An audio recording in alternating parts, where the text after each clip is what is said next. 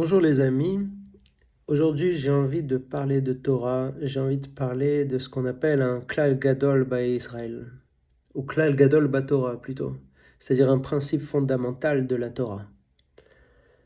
Euh, Ce principe fondamental, c'est tu aimeras ton prochain comme toi-même.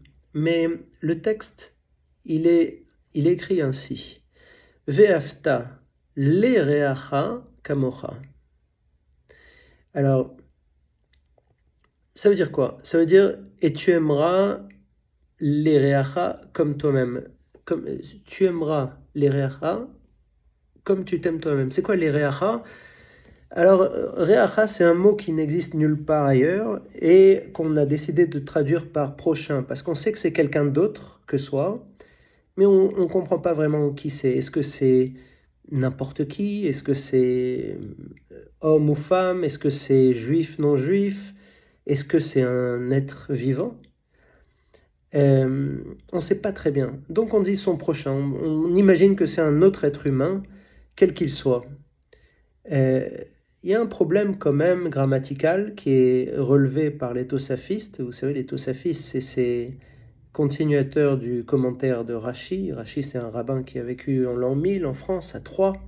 Il a étudié dans le Shum en Allemagne, mais il est revenu à Troyes pour enseigner, pour créer son école. Et quand il est décédé, ses élèves ont pris la suite et les élèves de ses élèves ont fini son commentaire. Il avait des élèves nombreux et qui ont tous été écrits dans leurs noms, étaient peut-être pas tous écrits dans les chroniques, mais il y en a beaucoup. Il y a même des chrétiens qui se sont convertis au judaïsme, comme Abraham le prosélyte, et qui sont devenus tosafistes importants. On ne sait pas exactement quel tosafiste a écrit quoi, mais on sait que les tosafistes ont fini le commentaire de Rashi et c'est déjà plus que suffisant parce que ce commentaire est absolument extraordinaire. Donc, les tosafistes, ils font remarquer qu'il y a 3 occurrences de Ve'afta. Il y a 3 fois le devoir de et tu aimeras.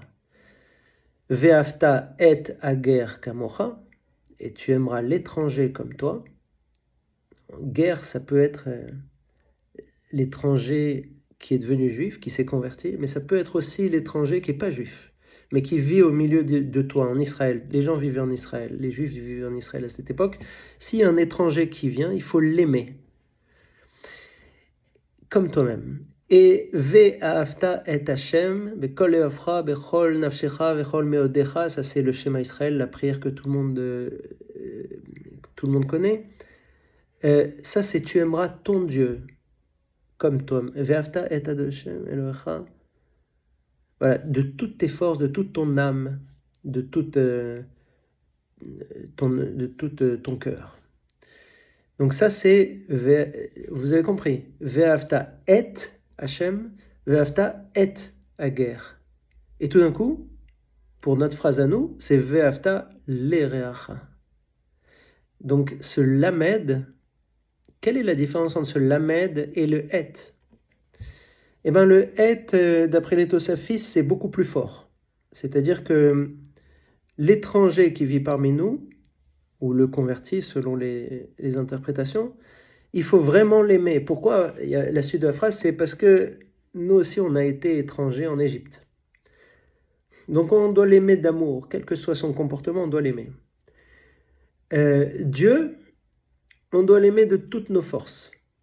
Donc ça aussi c'est fort. En plus il y a marqué après de toutes tes forces, de tout ton cœur, de toute ton âme. Donc c'est vraiment fort. Par contre, Vafta l'ereacha, c'est un peu plus faible. Ça veut dire que peut-être que le prochain, tu n'es pas obligé de l'aimer sans condition. Peut-être que celui-là, tu peux l'aimer, mais sous couvert que lui-même soit aimable. Il ne faut pas non plus être naïf. Si jamais il est maléfique, malveillant, tu n'es pas obligé de l'aimer, tu dois même t'en séparer. Tu peux même le détester. Maintenant, il faut regarder le contexte de cette phrase. Il y a une suite de la phrase qui est très étrange. Ve'afta le'reacha kamocha ki ani Hashem. car je suis Dieu. Tu aimeras ton prochain comme toi-même parce que je suis Dieu.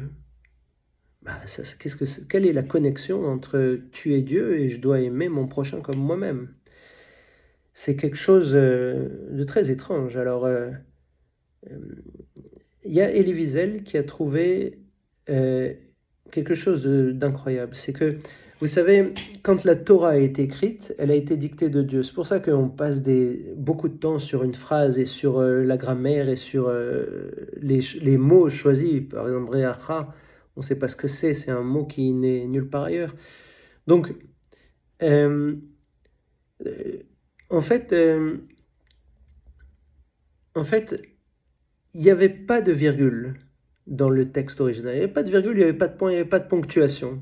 Il n'y avait que des mots l'un après l'autre, et à nous de mettre la ponctuation. Donc, quand on dit Va'avta l'ereacha kamocha, virgule, ki ani Hashem, c'est un choix humain de dire ça. Tu aimeras ton prochain comme toi-même, virgule, car je suis Dieu. Mais on pourrait très bien, et ça c'est Elie Wiesel qui le dit, on pourrait très bien déplacer la virgule et dire Ve'afta l'ereacha, virgule, kamocha ki ani Hashem. Parce que le mot qui, il peut avoir une façon différente. Ça peut être autre chose que car je suis.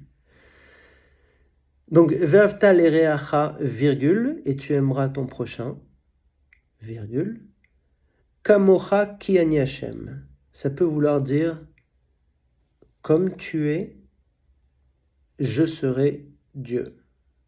Sous-entendu, si tu te comportes bien avec les autres, eh ben, moi Dieu, je me comporterai bien avec toi.